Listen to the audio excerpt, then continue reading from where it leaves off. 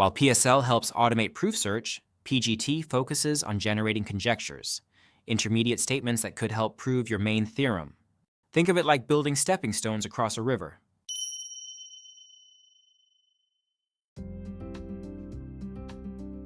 Hello everyone, and welcome back to United Reasoning. I'm Justin, coming to you from a rather dark but festively decorated Prague. It's December 6th, and while the early sunsets can be a bit gloomy, the Christmas lights around the city definitely lift our spirits. Hi everyone. I'm Olga, filling in for Hannah today, who's unfortunately caught a cold. The weather has been quite harsh lately. Hello from sunny Bangalore. Thanks for having me join again, even though it's quite late here. Before we dive into today's paper, I should mention that this is our second episode in our paper review series. Last time we discussed PSL, the proof strategy language. Today we're looking at a paper that builds upon that work, titled Goal-Oriented Conjecturing for Isabelle/HOL. The paper introduces PGT, which stands for Proof Goal Transformer. It's quite an interesting tool that helps with one of the major challenges in theorem proving, coming up with the right intermediate steps. Ooh, like the lemmas we need to prove bigger theorems.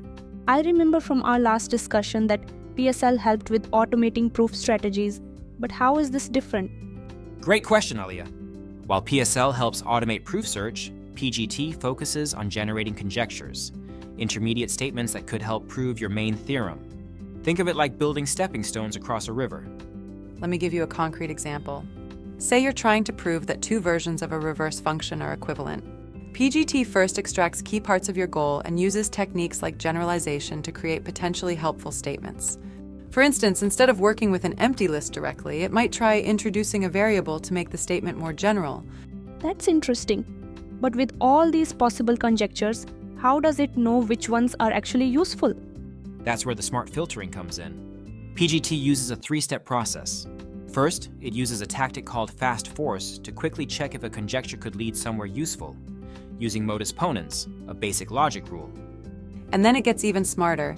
It uses quick check, a counterexample finder, to filter out obviously wrong guesses.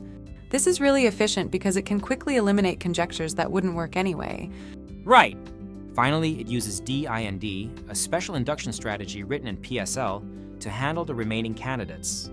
This whole approach is actually implementing what logicians call abductive reasoning. That sounds complex but effective, though I'm a bit confused about how it generates these conjectures in the first place. Well, PGT actually generates quite a lot of candidates by mutating the original goal. But what's clever is how it filters them. It uses type checking to quickly discard terms that don't even make sense in Isabelle's type system. Type system? We've only briefly covered that in my programming classes. Don't worry, Aaliya. The technical details aren't crucial here. The key point is that PGT can quickly eliminate many invalid conjectures before even trying to prove them. It's like having a smart spell checker that catches obvious mistakes before you even try to understand what a sentence means. And what I find particularly impressive is how seamlessly it integrates with Isabelle HOL, unlike some other tools like Hipster, which relies on separate Haskell codebases. This is fascinating. Does it actually work well in practice? Yes, it does work quite well. The paper shows an example where PGT plus PSL can prove a theorem that was previously quite challenging to automate. Hold on. They've shown us just one example with the reverse function. How do we know PGT actually works well in general? That's an excellent observation, Aaliya. Actually, I had the same concern, and I was fortunate enough to discuss this with Yutaka Nagashima, the lead author, in person. Oh, what did he say? Well, while Yutaka strongly believes in the fundamental idea of using abductive reasoning in tactical theorem proving, he acknowledged that this particular implementation has several limitations. Oh, so it doesn't really work? No, it's more nuanced than that. Some limitations were quite technical, like dealing with variable handling in Isabelle/HOL's framework. The interesting part is that PSL plus PGT follow Isabelle's basic design of using tree exploration, which helped Yutaka integrate them seamlessly into the Isabelle ecosystem. Right, and as you discussed with Hannah in the last episode, Yutaka managed to keep the implementation clean using monadic interpretation. But I heard he found that this tree-based model, while elegant, had a fundamental limitation. It kept generating the same conjectures repeatedly. Yes, exactly. You see, in complex theorem-proving tasks, the same conjectures often turn out to be useful for many different intermediate goals. The problem with the tree model is that these intermediate goals appear as different leaf nodes in different branches of the implicit proof tree. Let's think about another example, the commutativity of addition on natural numbers, x plus y equals sign y plus x. If you're trying to prove complex properties about natural numbers and addition, this simple fact can be used in countless ways. But PSL with PGT is based on the tree model. It ends up generating the same conjectures over and over for each branch. Precisely. That's why Utaka uses explicit graph expansion instead. By representing proof construction as a graph rather than a tree, it can avoid this redundant generation of conjectures. He completely redesigned the approach using what he calls the abduction graph.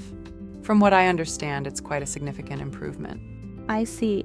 Where can I find more information on the abduction prover? Oh yes, there are actually some pretty entertaining demo videos of the abduction prover on YouTube. However, I should mention that there's not much formal documentation or published papers available yet, except for a 2-page extended abstract presented at AITP 2024. Well, if a paper about the abduction prover becomes available, we should definitely cover it in a future episode of United Reasoning. It would be interesting to see how it addresses these limitations we've discussed. Yes, and speaking of the paper itself, if any of our listeners want to dive deeper, you can find the full paper in Springer's Proceedings, though that might be behind a paywall. And for students like Aaliya, who might not have institutional access, there's a preprint version available on ArcZiv. What's remarkable is that they managed to pack this innovation into just 6 pages. This conciseness actually helped them win the Best System Award at the 11th Conference on Intelligent Computer Mathematics. Oh, that's impressive. Short but impactful. This all sounds really promising for making theorem proving more accessible. I can't wait to try it when I finally make it to Prague. Hey, Aaliya, I know the visa wait can be really stressful. I went through similar uncertainty before moving to Prague from the US. Try to hang in there, these things usually work out in the end. Yes, and we're all looking forward to having you here. The Christmas markets are just opening up. They'll still be around when you arrive. Thanks, that means a lot. At least I can keep learning about theorem proving while I wait. That's the spirit. And speaking of learning, I think that wraps up our discussion for today. Thanks everyone for tuning in to United Reasoning. Special thanks to Olga for filling in for Hannah. I hope she feels better soon. Thanks for having me. And Aaliya, keep your spirits up!